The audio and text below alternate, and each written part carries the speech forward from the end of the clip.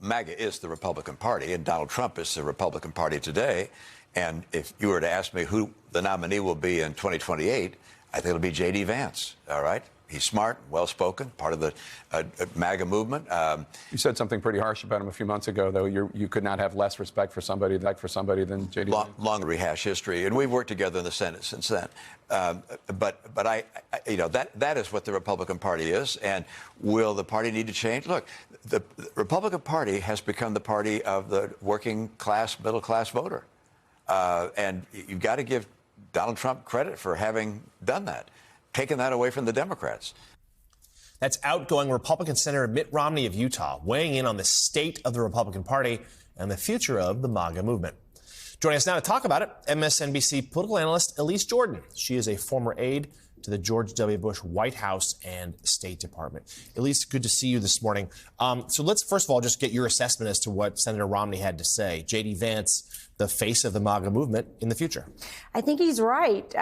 He's going to have 4 years as vice president under the leader of the MAGA movement. J.D. Vance struggled a bit on his retail politics throughout the campaign, but maybe he, gains a little more charisma and oomph from the campaign trail, connecting one-on-one. But that is not the worst thing for Democrats if it's J.D. Vance, because how often are vice presidential candidates actually successful when they run for president? We just saw one now, of course, fall short. The thing about it's been since 2016 even, the thought about like the real heart of the MAGA movement is Donald Trump Jr., that he sort of connects with Steve Bannon and the like, and he gave his blessing to J.D. Vance early on. In fact, he was pushing Vance to be the running mate.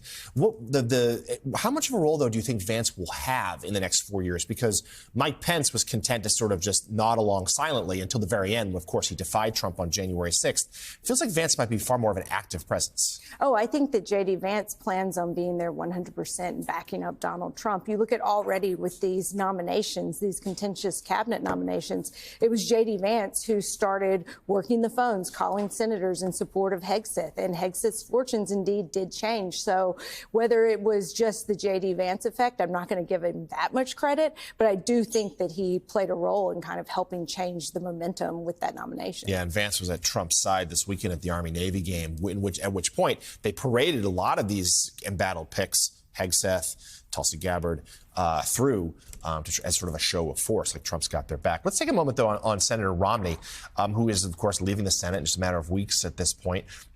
He consistently was willing to put a country before party. He would stand up to Trump on a number of occasions. There just aren't many Republican voices like his left. It's sad to me that his voice is leaving the Hill. I think that he really tried to have an impact when it came to being willing to create space for other people to speak out against Trump. And you see where that space just wasn't even really very wanted. Too many Republican senators depended on Trump for their political livelihood. And so Mitt Romney was the rare Republican from a state, Utah, where he didn't have to just cower down to Donald Trump. And he also had his own public persona, having been the nominee of the Republican Party before. So, he really leaves a legacy of trying to get things done and caring about public policy. And there are just so few members of Congress nowadays that you really see as men and women who are trying to achieve policy change. Right. It would seem like Lisa Murkowski might have the constituency that allows her to do this, right? Alaska. And then maybe Mitch McConnell, who has his own political brand, certainly, his decades worth of experience there in Kentucky. He has signaled that he's been willing to do so as well, including perhaps in recent days where he condemned any effort to rid the nation of the polio vaccine, which was perceived as a direct message to Robert F. Kennedy Jr., who heads to the Hill today. Well, absolutely. And as we know, Senator McConnell was personally affected by polio. And so he knows the impact that the vaccine has had for the positive on this country, on the world. It's going to be interesting to see, though, how the Republicans oppose RFK Jr. if they choose to do so. He has such a huge cult following. That's part of what makes him so attractive to Donald Trump. I think it's going to be really difficult for many Republican senators to step out against RFK. Yeah, Sam Stein mentioned earlier in the show that also Trump is so fond of having a Kennedy on his side.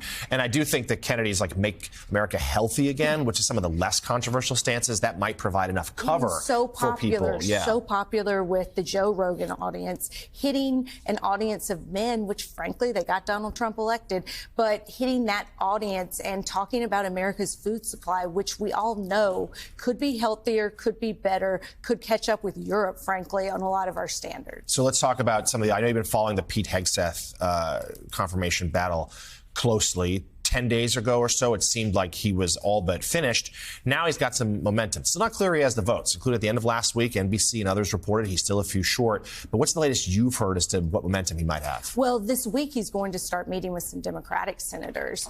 And that is going to be key, because is he going to be able to force them to at least give him a listen, give him a chance? What's going to happen with his FBI report? What's actually going to be revealed in there? Because that is going to still be really important for Republican senators who are uncomfortable with him, who aren't happy about him, and feel like he's just being shoved down their throats, basically. All right, we'll be watching that, all those developments from Capitol Hill this week. Former aide to the George W. Bush White House and State Departments, Elise Jordan. Elise, thank you. We appreciate it as always. And thank